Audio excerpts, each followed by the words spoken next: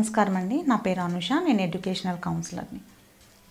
పిల్లలకి స్టోరీస్ అంటే బాగా ఇష్టం. ఎందుకంటే ఆ స్టోరీ నుంచి మంచి మోరల్ ఒకటి వస్తుంది. ఆ మోరల్ ద్వారా వాళ్ళు ఒక ఇమాజినేషన్లోకి వెళ్ళిపోతారు. సో అందుకని ఈరోజు మీకు స్టోరీ చెప్పాలని అనుకున్నాను.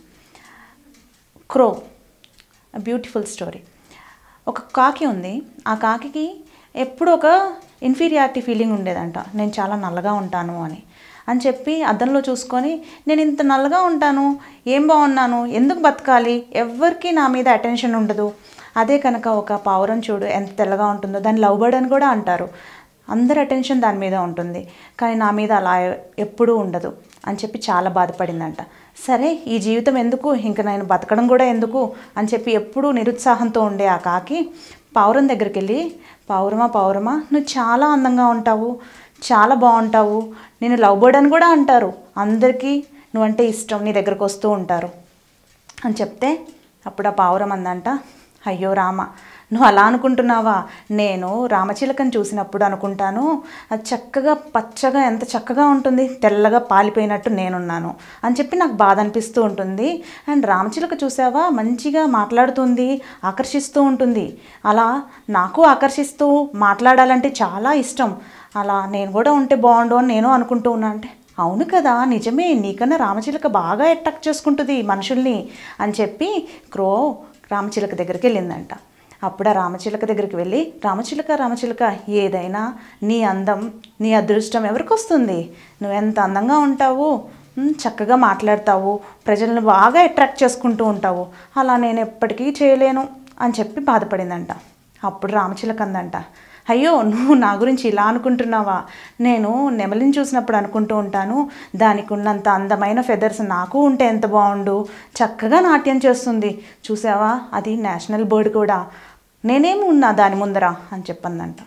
అప్పుడు ఆ కాకి నిజమే కదా అని చెప్పి నెమలి దగ్గరికి వెళ్ళింది. నెమలి దగ్గరికి వెళ్ళి, అబ్బా నెమలి నువ్వెంతైనా అదృష్టవంతురాలు తెలుసా, అన్ని బర్డ్స్ మేమందరం కూర్చొని కూడా నీ గురించే అనుకుంటాము, నువ్వు ఎంత అందంగా ఉంటావు, అందమైన ఫెదర్స్ ఉంటాయి నీకు, చక్కగా నాట్యం చేస్తావు, అందరినీ నిన్నే చూసేటట్టు అట్రాక్ట్ చేసుకోగలవు, నువ్వు నేషనల్ బర్డ్వి కూడా, ఏదైనా అదృష్టం నీదే, వచ్చే జన్మంటూ ఉంటే దేవుడికి కోరుకుంటాను, నేను నీలాగా ఉండాలి, నీలాగా పుట్టాలి అని చెప్పి.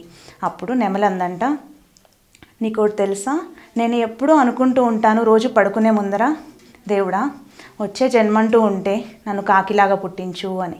అదేంటి, నువ్వేమన్నా ఇంత అందంగా ఉంటావు, నాలాగా పుట్టాలని అనుకుంటున్నావు అంటే, అయ్యో అందందేముంది, నీకు తెలుసా నన్ను నలుగురు అలా బంధించేస్తూ ఉంటారు జూలల్లో, నేను అలా జూలో ఉండిపోతాను, ఎక్కడికి ఎగరలేను, నువ్వైతే ఎక్కడికంటే అక్కడికి వెళ్ళొచ్చు. ఇంకా అటెన్షన్ అంటావా, మనుషుల అటెన్షన్ నీ మీద చాలా ఎక్కువ ఉంది నాకన్నా, నీకే తెలియదు. ఏంటో తెలుసా, చనిపోయినప్పుడు పిండం పెడతారు కదా, అప్పుడు నువ్వు రావాలని అందరూ ఎదురు చూస్తూ ఉంటారు, నువ్వు వస్తేనే వాళ్ళకి ఆత్మశాంతి, ఇంతకన్నా అదృష్టం ఏం కావాలి అని చెప్పందంట. సో మనం కూడా అలానే మన దగ్గర ఏదుందో చూసుకోకుండా అవతల వాళ్ళ దగ్గర ఏముందో చూసుకుంటూ చాలా బాధపడుతూ ఉంటాం. సో ఈ స్టోరీలో మనం తెలుసుకోవాల్సిన మోరల్ ఏంటో తెలుసా, లవింగ్ యువర్ సెల్ఫ్. ఇక్కడ ప్రతి ఒక్క బర్డ్కి వాళ్ళ మీద వాళ్ళకి ప్రేమ లేదు, ప్రతి ఒక్క బర్డ్కి ఒక ఐడెంటిటీ ఉంది, కానీ loving your self is the best gift which you can give it to your self. మనకి ఏముందో మనం దాన్ని చూసుకుంటూ తృప్తి పడుతూ ఉంటే చాలా అందమైన జీవితం మనదే. Thank you.